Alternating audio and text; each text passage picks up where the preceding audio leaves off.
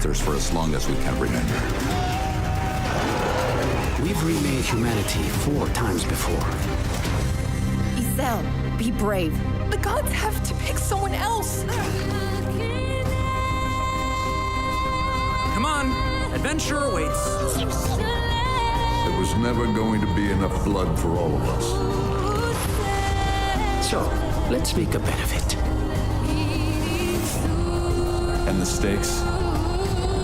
Our lives.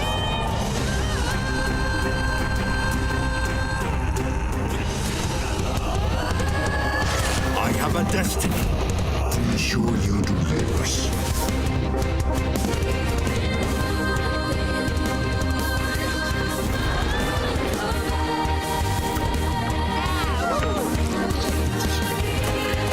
I've got a terrible idea.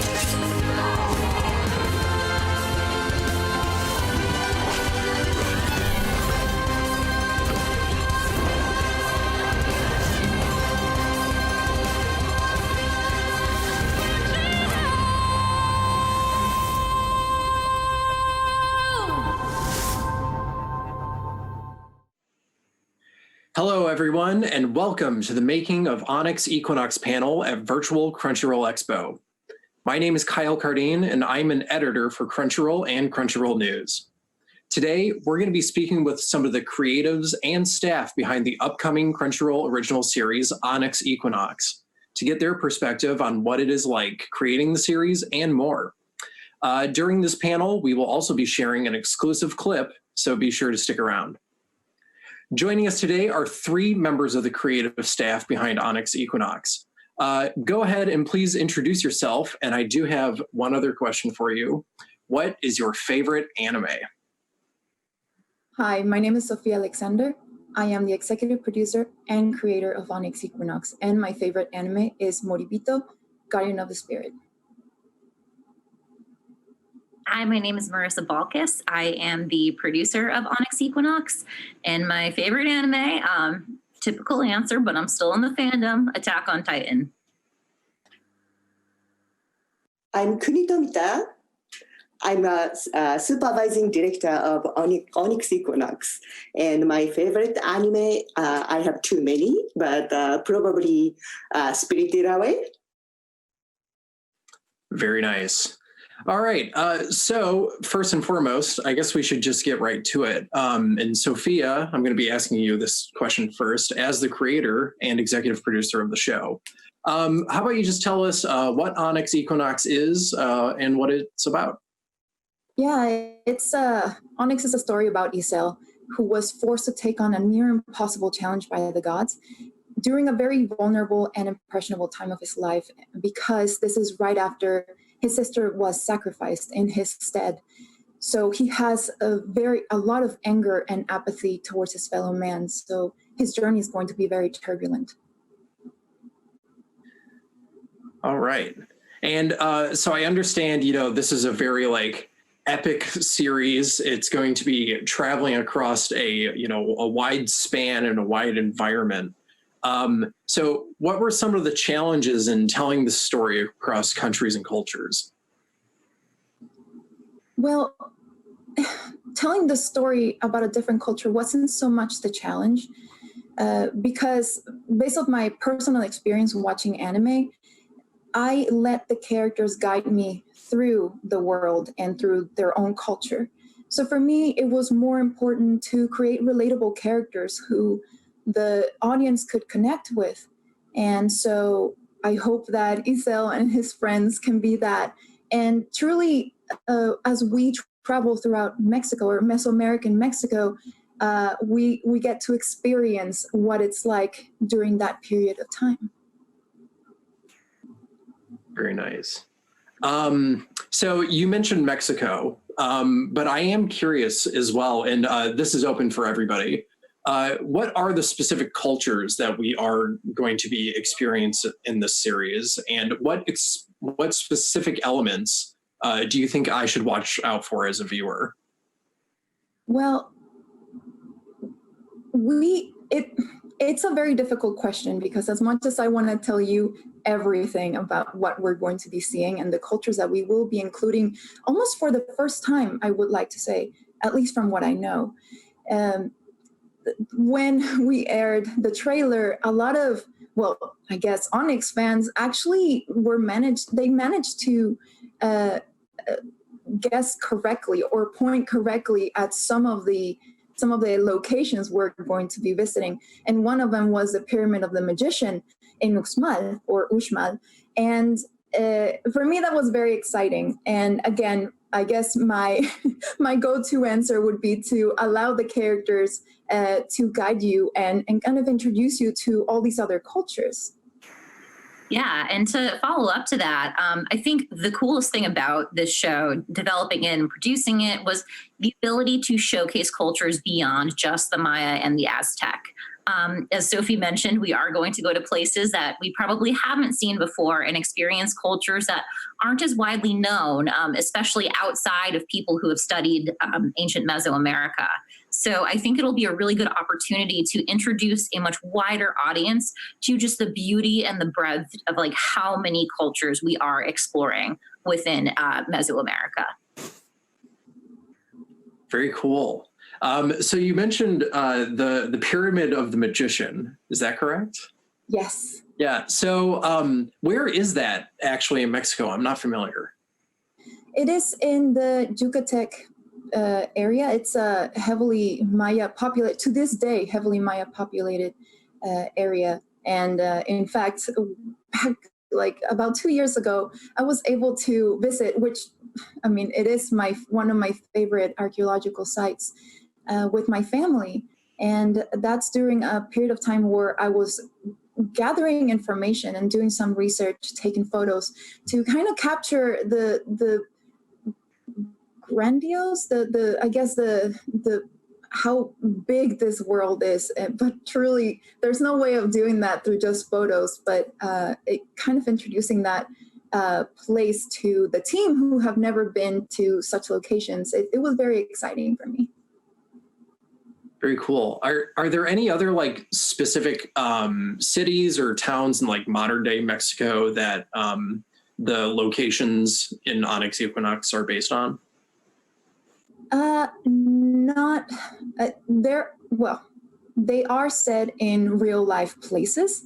However, I do not believe that they are currently inhabited. These are just archaeological sites, but there are cities and towns surrounding the areas.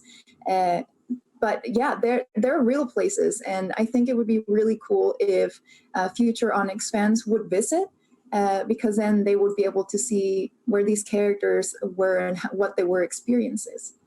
Yeah, I think one of an awesome thing about this show is that although some of the locations we explore have been sadly lost to history, there's still a great opportunity for fans to discover places that either still do exist or have previously existed. And for me, as an anime fan, anime tourism is a really exciting thing. Like when I visited Japan, I had to go to either the stairwell featured in this film or the bridge featured in this anime. And I think the hope for us is by featuring many real world locations in Onyx Equinox, albeit through the lens of history, it will inspire people to go to Mexico and try to explore these sites and really experience the beauty of this country. Yeah, no, I've also done plenty of anime pilgrimages myself. So that's very cool, opening up this possibility for even like a wider, world to explore, like through shows like this.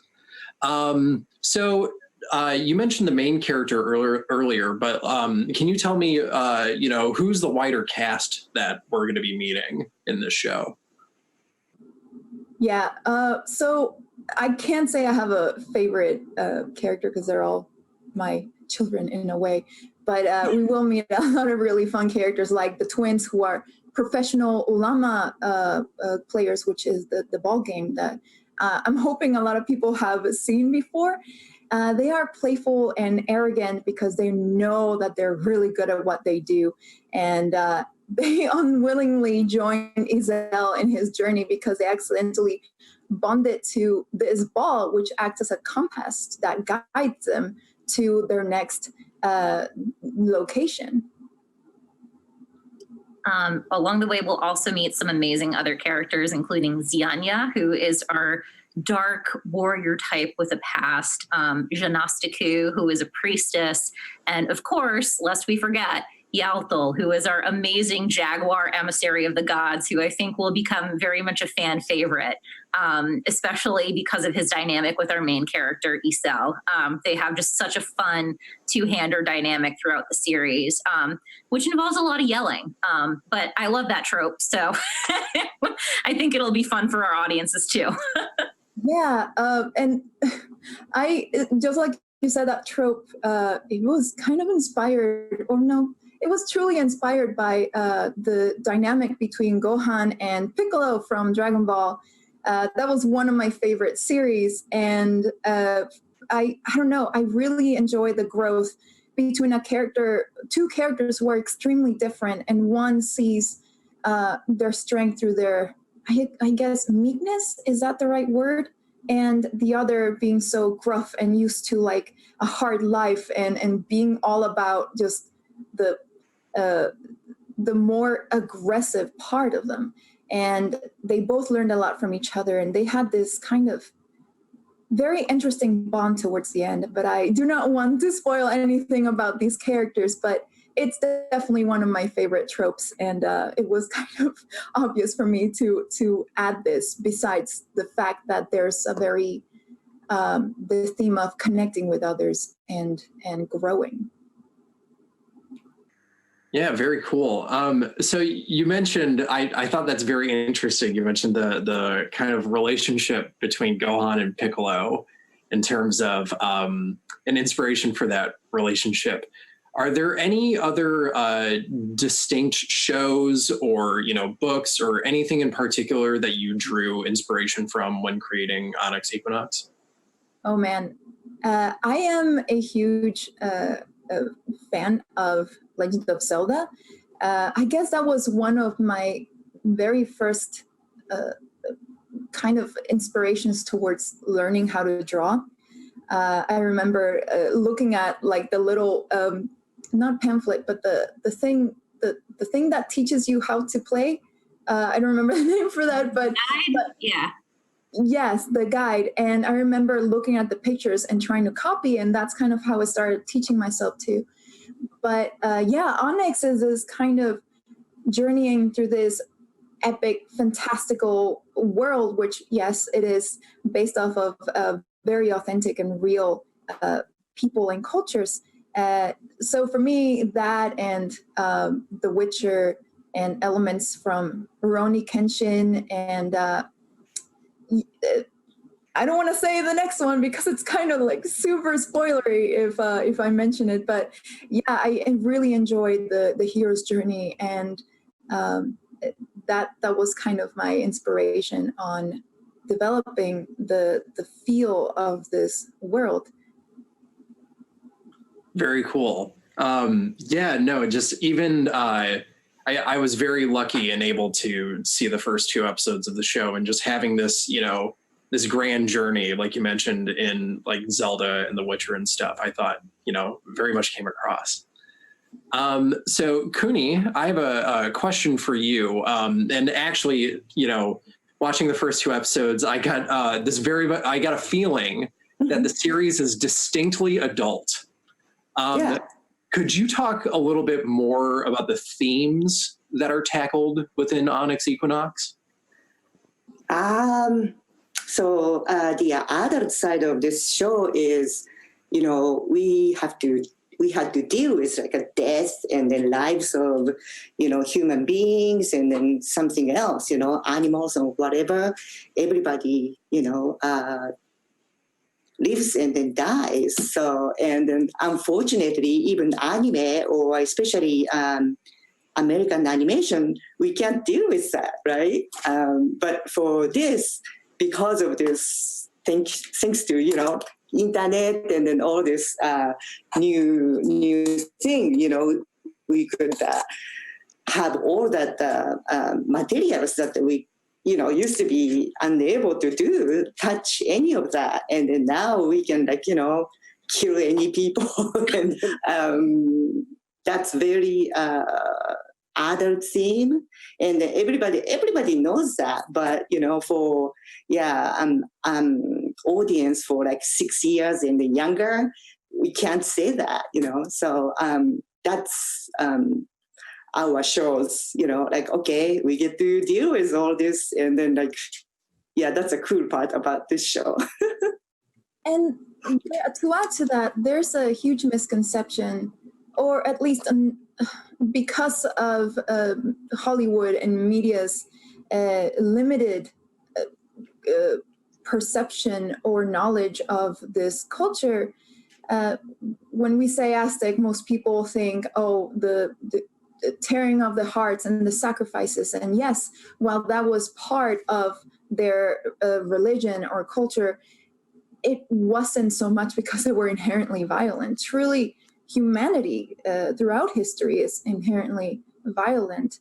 And I wanted to show a different side of that, because they were not unlike us. They were engineers and artists, and they had big families, and their ways were different. But for me, the sacrifice that they had were not unlike me growing Catholic and going to church, and the bread and wine being the body and blood of Christ. And for me, that was something to kind of compare to and tell people, like, see, this is not so different.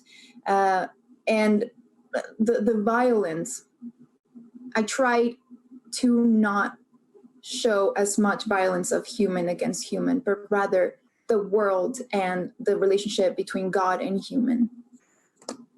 Yeah, I think what most attracted me to this show when I heard Sofia's original pitch years ago at this point in time was the fact that she was confronting themes that, we see a lot in anime, but that do feel specifically aimed at adults and young adults. Whether that is finding your place in the world, or crawling out from the pit of depression and that kind of linear journey that can follow, or even the feeling of being powerless to change a system around you. When you feel like you have all the tools at your disposal, but you can't actually do anything with them. So those themes of, oppression, depression, set against this epic backdrop, I think were the perfect ways of exploring very, very grounded emotions, again, on a massive scale, which is something that anime, and specifically shonen anime, does really well. Yeah, that all sounds really great. So another part of the show that I'm very curious about, of course, it's going to be going on Crunchyroll and available to a global audience, who may or may not have experience or knowledge with the cultures that it is referencing in the show. So could I just ask you all, what was kind of the general thought behind creating a show for a global audience? Just like I touched up a little bit before, I feel it's kind of a similar answer, is that for me, truly the challenge was creating characters that the audience could see themselves in. And though, yes, there were moments where I thought, if I have to over-explain something from this ancient world, then I would have to definitely choose whether to add it or to find a way to concisely get the idea across. But I am hoping that the characters would explain what is necessary. And for whatever we missed or whatever it is that the audience felt the need to know more about, much like myself growing up with anime, I would Google what is the meaning behind something, or who were the Shinsengumi, or things that you see that Japanese people take not for granted, because really they create shows for themselves. And I wanted to create a show about Mexico, about Mesoamerica, and if people are curious, if they feel that need to know more, I'm hoping that they will go out of their way to find out. Yeah, I think the approach that we took, honestly, is that blend of a real world culture with those heightened fantasy elements. And those heightened fantasy elements just open up the world that much further for other countries or peoples to discover how cool Mesoamerica is. Our hope with this show is that we can really do this culture justice in the same way that, modern media has done Greco-Roman mythology justice or Egyptian, history justice, or even, on the anime side, like Japanese mythology and history justice. We are really excited about the opportunity to make some of these stories and gods and characters household names and get people excited about the fantasy and the real life history side of what is arguably one of the world's greatest cultures to ever exist. The interesting thing about mythology is that we have, in Japan, we have so many the Japanese mythology and stories and all across Japan. But in the long history of Japanese anime, I don't think we have really touched on the Japanese mythology, real mythology theme anime. Maybe in the 60s, there's one, and then maybe 80s, there's another one. I'm not quite sure. But it's very difficult to deal with mythology. But now we are, on this side, this is the first time really picking up Mexican culture, beautiful culture, and then introducing Mexican mythology in this form of art is, it's such a historical milestone to me. Yeah. And I'm so glad to be on this show. It's like, oh, this is so cool, Yeah. I loved it. And it's really, truly, it would be amazing if, because people fall in love with Isel and his friends, or because they're interested in the culture, that they see that this is something that they can continue telling stories that are different than mine, or, because there's so many stories that are about the Greeks or, or Western cultures. I would like to see more. I would like to see other people put their perspective and what they have experienced living in Mexico or having heritage for that they want to share. Yeah, no, that's really great because you're right. It is like a really great opportunity for people to learn more. And, Kuni, you mentioned Spirited Away. And when I was younger, and I watched Spirited Away, I didn't understand all the myths that they were pulling from, right? But it was a really great learning opportunity for me. Absolutely. Yes. Yeah. And I will say, especially in the first minutes of Onyx Equinox 2, there's gods and monsters showing up. And I was just like, these have some pretty cool designs. I kind of want to know, where this is pulling from. So this is a question for all of you, but Marisa, let's start with you. Is there anything fans should know going into the first episode? Yeah, let's see. I feel like the one thing that fans should know is that the attention to detail that the entire crew, that Sofia, that Kuni put into the design and the animation of this, there's intention behind every little thing you see on screen. So if you might see an effect, whether it's smoke or whether it's something blowing in the wind, it might actually mean something. Meaning it might actually be part of it might be a pictogram or a glyph. So check it out. Use your translation skills, I would say, your ancient Maya translation skills, because we all have that. So. And there's also a lot of meaning behind color. For me, it was very important. Our culture is very colorful. Even Mexico today, we are a very vibrant color. And so for me, there are three key colors that I'm hoping the future Onyx fans would catch up on, and they all mean very different things. And one of them, well, not one of them, but two of them were actually inspired from Mesoamerican Mexico and what people tied to those colors.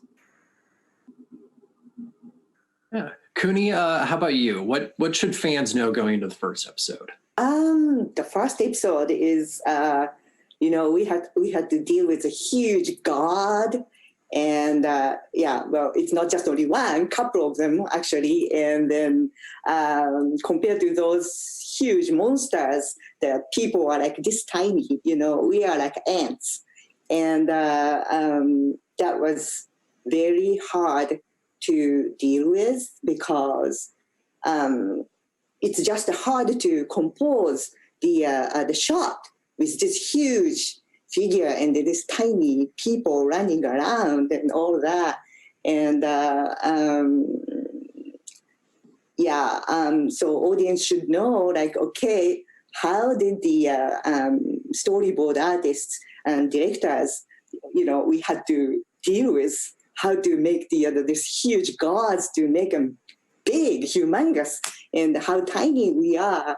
And then, things like that. There are so many things that you can just look for it. But yeah, I want everybody to feel that joy and pain and everything. Who is your favorite god to either incorporate into the show then? In the first episode, probably Mr. Antiquity, that's a big guy. Yeah, and later on, I like the goddess. Everything is just so cool. Yes. Yeah. Sofia, how about you? That is a tricky question because I can't. Too many of them. All of her babies equally, and all of her gods equally. I can be totally impartial on this, so I will go ahead and venture out that my favorite god, which fans have identified very astutely in the promotional materials, is Tezcatlipoca. And I think you'll know why when you see him and hear him in episode 1. He's kind of awesome. I apologize that I don't know their names yet, but the guy who smokes a lot. That's my boy, Tezcatlipoca. Oh, okay, all right, that's him. Great. Yeah, no, he seems like a lot of fun.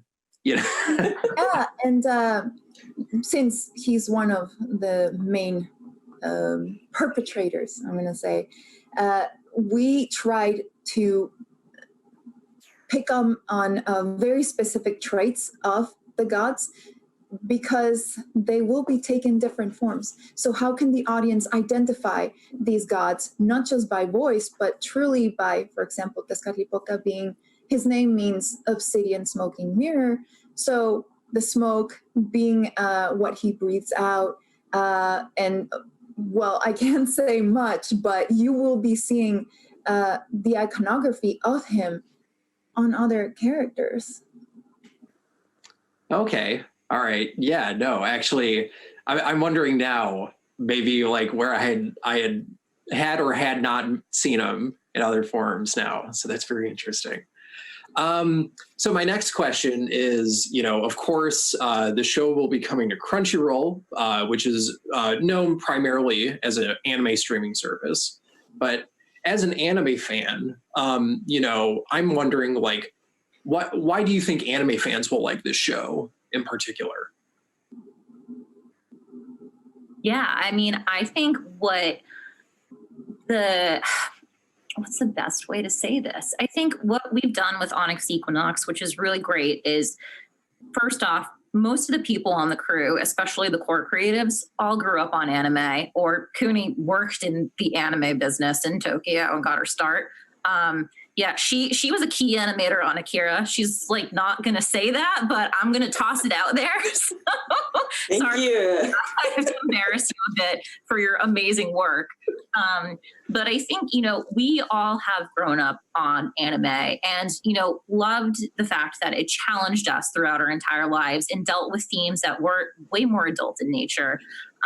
So this was an opportunity to really, from the creative side, flex those muscles and give back in the form of storytelling and design and animation, what we love so much about this medium. I also think that what we have done is we've taken, a shonen hero's journey formula and subverted it quite a bit. We've manufactured and molded it so it can fit within this Mesoamerican fantasy world, but we've also done it in a way that feels very reflective of, a modern hero who might not want to be just the best or the strongest, who might just want to figure out how to survive day to day. And Isel, it's dubious if he even wants to survive at first. So I think by flipping the script on shonen anime, injecting it with some big world building elements, I think people will really dig it. And we've taken specific inspiration from the design, from our favorite shows as well. So I hope people really enjoy it. Great. And also, way to bury the lead there on being a key animator on Akira. That is so cool. Thank you. So actually, then Kuni, how are you bringing your Japanese side of the anime industry? How are you incorporating that into Onyx Equinox? So that's a very difficult task, actually. Because all the artists we have grew up watching anime, but actually they have never worked on actual anime. So anime used to be, it's called telebi animation, telebi manga. So, and then now it's called anime, so that means Japanese animation. But back then, when we called it telebi manga, the animation itself was much richer than we have now, because now we have so many limitations and all, crazy stuff goes into making that one episode. But back then, they didn't have the limitation. So they had many animation cells they could use. And that's how rich animation were created back then. But now we have so just a few thousands cell count, and then that's all we have. But so the American artists who grew up in that animation business over here, we are so used to American animation style, which is much richer, much more animation cell counts we are allowed to use. So everything has to be moving. But in anime, the Japanese side, we had to hold it. So we can just, keep the animation cell count low. So that's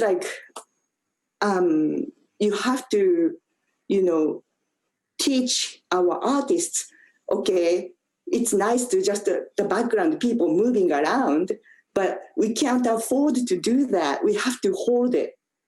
That's, it's easy to say, but it's hard to do actually. So that's animatrix, one of our animatrix. Okay, if you don't need to move them around, it's nice to have them, but let's hold it. People just stay there, stand there, So yeah. That's... Oh, I was just going to say, I do think that is very cool, though. Having, these two thoughts, the school of thoughts come together. And Right. Yeah. So definitely this is a hybrid. Yeah. And then, I've seen many animation produced over here. Now it's copying Japanese anime, but not that many Japanese animators are working on it. Like myself, I came here and then started working in the industry, and unfortunately, I don't see that many folks doing that. So in that sense, yeah, okay, I'm real Japanese animator and working on this American show, and now it's a hybrid. So this is, it's milestone to me. Yes. Yeah. No, it is definitely the inspiration. It's very much a cycle between it all. You know, so it's very, very cool. Yeah, Well, the Japanese animators, we learned it from, all the Disney movies and then all that. So this is like our return to American animation. Great. All right. So my next question is for you, Sofia. What was it like working for Crunchyroll Studios? It was very exciting because not only was I producing my very first show, and not just that, but Onyx is now 13 years old. I've been working on it since I was in college. And the story began with just Itzel and Yaotl. And for me, it was, I guess it is always a life-changing experience for anyone to have this opportunity and this a platform to tell your story. There were a lot of growing pains for me personally because, again, I've been a storyboard artist for a couple of years, and it was so unlike what I was used to doing. I was used to receiving direction. I mean, I worked on Invader Zim, the movie Enter the Florpus, and Infinity Train, among others. And every production I worked on was very different. And again, direction was different. You kind of learn here and there what goes on behind the scenes, but it was still very limited. So Kuni actually was a mentor figure for me. And I'm very happy to have had her, and her work ethic is amazing. And that just made me strive to become a stronger, better, not just animation person, but also a leader. That was hard. It's when to say yes, my ideas are not the best, or when to know when to set your foot down and say, like, I believe in this idea I have, in this character development that I have. It really was. I don't feel like I was the sole showrunner. I had everyone really put their hearts and soul. I had Marisa, who was always a big fan of Onyx since I pitched it to her. And to have anime fan input and have people who have their fingers on the pulse of what new anime is coming out, it's really reassuring. And so thanks to everyone, I was able to pull through. That's really great. So next, Marisa, Yes. how do you feel about being, for Onyx Equinox, being the first Crunchyroll Studio show to premiere? I mean, it's honestly such an honor. And it blows my mind every single day that, this having been one of our first shows for us to produce in-house, finally seeing the light of day and knowing how ambitious it was, how many different places we go, the complexity of our character designs, how many just like ridiculous backgrounds we painted and made. I mean, they're gorgeous. You can see them on our screens right now. Also just the complexity of storytelling that we encompassed with, Sofia and our directors and our writers room. It's just a miracle that this show got made to begin with, but also came out as great as it did. So it's a huge honor. I think that, it makes me really excited about the future of animation and the future of this, again, anime-inspired hybrid animation, and just adult animation in general. We want to see more stories told towards us. The Toonami kids have grown up and are now making the content, and, we want to make it for ourselves. So I think that it's just, I kind of have to pinch myself every day knowing that this is the first, and it's our collective baby, and we get to finally put it out into the world for everybody to see. Fantastic. All right. So unfortunately, we are running out of time, but I do want you all to at least have a chance. So starting with Sofia, just what would you like to say for all the fans out there eagerly looking forward to Onyx Equinox? Well, first, I'm very grateful and honored that you are interested in Onyx. And I guess I really hope that you see this story as something that you can connect with, not just for the characters, but emotionally and personally, because this is a very turbulent story about who you are, the kind of challenges that you are forced to face, really, and how you can see yourselves in Isel and how he starts in the lowest point in his life, and he still manages to pull himself through and become stronger. And it's not so much that he forgot about everything that happened to him, because this is something that will forever haunt him. But I know that everyone has the strength in themselves to, even though carry that big burden in their hearts, continue living on. And Kuni, how about you? Any message?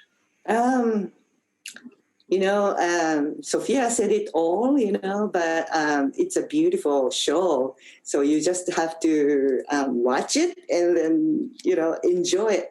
It's just, it's such a treasure to watch it. So enjoy it. And Marisa, how about you? Yeah, I mean, Sofia said it best. She has created a story that is just unmissable and so emotional and so beautiful, and despite the darkness, has a light at the end of the tunnel that we can all see. I hope people fall in love with the characters. I'm really looking forward to seeing fan art or reading fan fiction about these characters and their journeys. And I also hope people enjoy not just the visuals, but the music as well, because the music is incredible. So be on the lookout for that as you enter the series. All right. Well, I want to thank you all so much for answering all of my questions today about Onyx Equinox. I had a really, really great time, and I hope all of you watching out there had a good time as well, learning more about the series. So once again, thank you all for tuning in to the Making of Onyx Equinox panel. I want to give one more special thanks to all of our guests, Sofia Alexander, Kuni Tomita, and Marisa Balkus for joining us today. If you enjoyed this panel and are looking forward to more Onyx Equinox, be sure to check out the 2 other panels that are happening this weekend, which include Mesoamerica Animated Onyx Equinox with Sofia Alexander.